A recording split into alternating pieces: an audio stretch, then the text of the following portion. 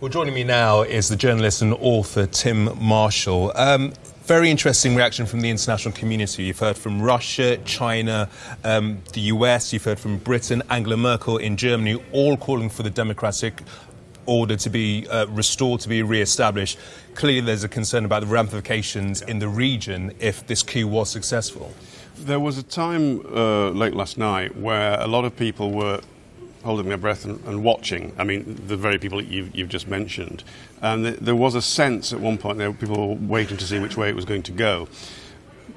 Obviously, most of them would prefer democratic forces win, and they have to now swing in behind the Mr. Erdogan was democratically elected. He had a smaller majority at the last election, but nevertheless a clear majority, and that was reflected in the events of last night, where the coup was wide, but it wasn't deep, and it certainly wasn't deep enough.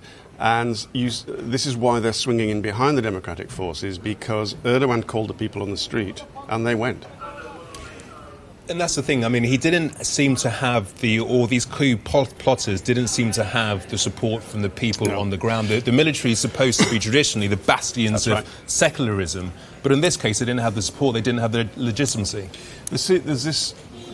There is a groundswell of almost love for the army in Turkey, and it goes all the way back to Kemal Atatürk. Atatürk means father of the Turks, and he was father of the modern nation. And the army has sworn to uphold the secular tenure of modern Turkey.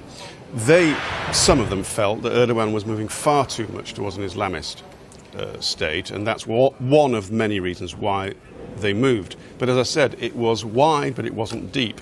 They did the template at the beginning: bridges across the Bosphorus, airports, I should say, surrounding government buildings. Key getting some of the broadcasting, but then it wasn't deep enough, because what then happened was they didn't shut down all the electronic media, and Erdogan was able to make that FaceTime plea to go on the streets. The mosques heard that. The mosques then broadcast call to prayer, which actually was meaning call to get out on the streets. Immediately, the army, who had also been waiting to see which way it was going to go, the commander of the First Army and the commander of the Third Army weighed in against them, and more than anything on the inside, the intelligence headquarters was not taken, and from some location, I think in Ankara, the intelligence chiefs were able to coordinate the rollback. And once it started, it seemed there was no stopping it. Let's just tell viewers what they're looking at the moment. These are live pictures from the Bosphorus Bridge, very different to the scenes that we saw last night. I think we can bring you some pictures from Taksim Square itself from last night, a much more chaotic picture there, as people, as you say, Tim, were called out onto the streets by President Erdogan to show their support. Let's listen into what it was exactly like.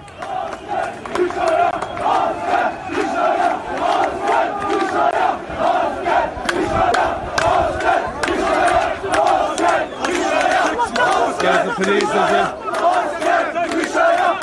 they are dismissing the military officer. They're telling him to go away.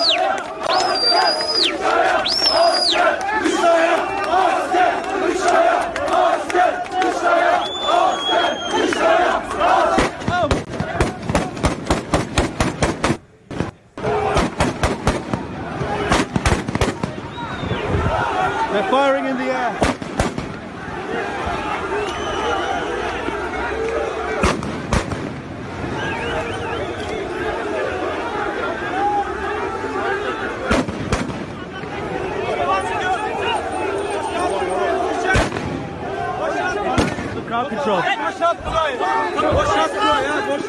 Well, were shots there not into the crowd? We heard somebody saying that they were actually firing into the air, but that really was when things took a turn then.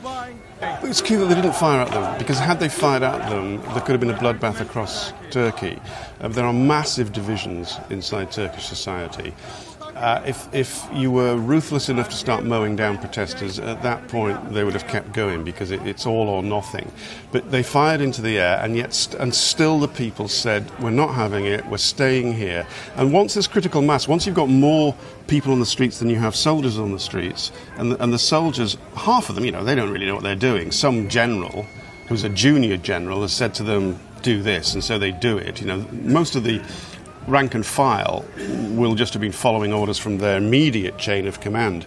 And I was saying last night this almost certainly was somewhere between colonel level and first-star general level. It was clear at the beginning this was not from the general staff. If it had been from the general staff, it would have worked. But it was too low down, and they didn't have enough people with them. But there was these key events. The intelligence units were able to coordinate the rollback. Erdogan was able to go on television and say, get out into the streets. The mosques were able to play a key role. And this was a fascinating mix of a 20th century coup and a 21st century coup. It was a classic 20th century coup, take the bridges, take the TV station, surround government buildings. And then a classic 21st century reverse rollback with FaceTime suddenly playing this amazing role. And then but going back to the call to prayer from the mosques, which goes back to centuries. And this fusion of it was... we're just seeing now... This is CNN Turkey inside the offices. The police are trying to A, arrest the soldiers, and B, protect them. And the CNN Turk staff start attacking soldiers here. This is akin to your newsroom. What is the significance of attempting to take over a newsroom in this way, Tim? Well, if you could... This is another thing about it's a 21st century coup. Last century, there was one state television in most countries, so you took it. And then you had control of the airwaves, and it was usually radio and TV in the same building. The 21st century, with the plethora of media, you had TRT, the state one, which they went for and took briefly, but you also had NTV, private television. You also had CNN Turk and others. And so you don't have full control, and people are able to flick around the channels and get alternative sources of information, allowing the government to put their version of events out. Because can you imagine if there hadn't been Erdogan's ability to get on the broadcasting airwaves, all you would have had would be one narrative, and all the military who were waiting to see which way the wind blows might have thought it's blowing against Erdogan, and so joined in. I remember going all the way back to the coup uprising against Milosevic in Serbia. That day, it was key who didn't answer the phone. And when you've got other sources of information, people start picking up the phones, and the rollback began. OK, Tim, thank you. And just another line coming into a Sky News Centre from Turkey's state-run news agency, which says some 200 unarmed soldiers have left Turkey's military headquarters and surrendered themselves to police. OK, well, do stay with us. Developing story this morning, as you've been hearing, that failed attempted coup in Turkey. We'll leave you with the latest pictures, this live shot from Istanbul.